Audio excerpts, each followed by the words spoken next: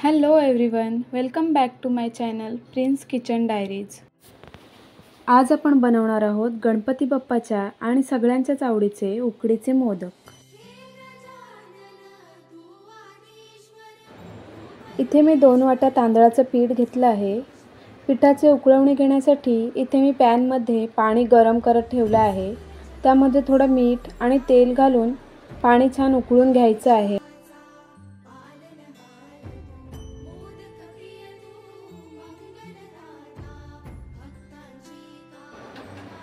उकळ आल्यावर त्यामध्ये तांदळाचे पीठ घालून छान एकत्र करून घ्यायचं आहे आणि पिठाला थोडी वाफ काढून घ्यायची आहे।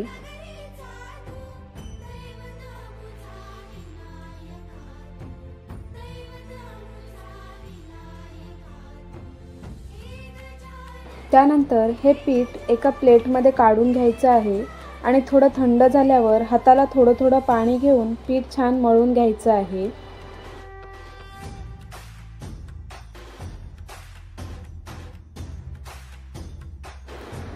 आता आपण सारण बनवून घेऊयात। सारणासाठी मी इथे एक अख्खा नारळ खवून घेतलेला आहे। त्यानंतर 1 वाटी साखर, इथे काजू बदाम बारीक कट करून घेतले आहेत आणि थोडी वेलची घेतली आहे। आता आपण सारण बनवून घेऊयात। इथे एका कढईमध्ये तूप गरम करून त्यामध्ये खोबरं घालून छान परतून घ्यायचे आहे। त्यामध्ये साखर घालून मिक्स करायची आहे। त्यामध्ये वेलची आणि कट केलेला काजू बदाम घालून छान एकत्र करायचं आहे आणि एका बाउलमध्ये काढून घ्यायचं आहे।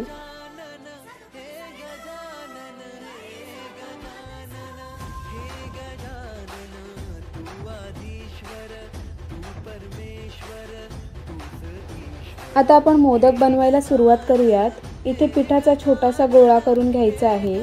त्याला थोडं तेल लावून घ्यायचं आहे आणि आपल्या बोटांना सुद्धा थोडं तेल लावून घ्यायचं आहे आणि पारी बनवून घ्यायची।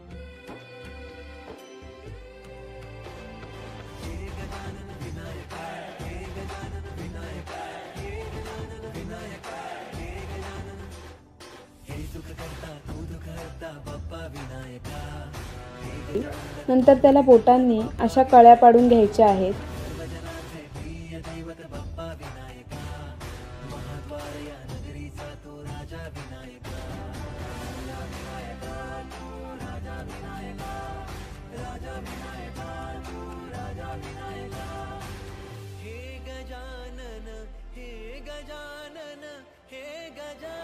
आणि त्यामध्ये सारण भरून अशा प्रकारे हाताने मोदक वळून घ्यायचं आहे आणि अशाच पद्धतीने आपण सगळे मोदक बनवून घेऊयात।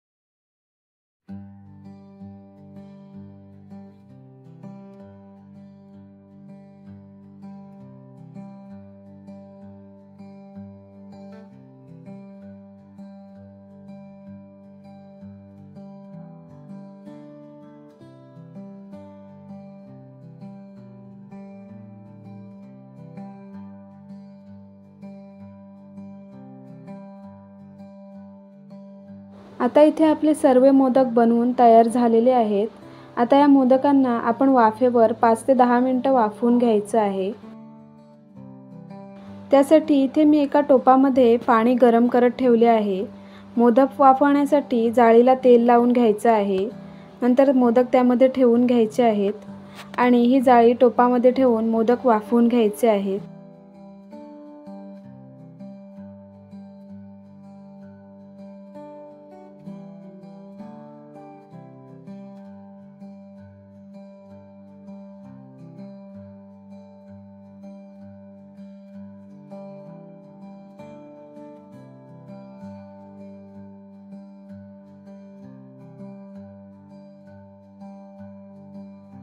आणि आता इथे आपले मोदक बनवून तयार झालेले आहेत। लवकरच गणपती बाप्पा येणार आहेत, तेव्हा येत्या गणपतीमध्ये अशा प्रकारे उकडीचे मोदक नैवेद्य म्हणून गणपती बाप्पाला दाखवा आणि तुम्ही सुद्धा खाऊन बघा। आणि रेसिपी आवडली असेल तर चॅनलला सबस्क्राईब करायला विसरू नका।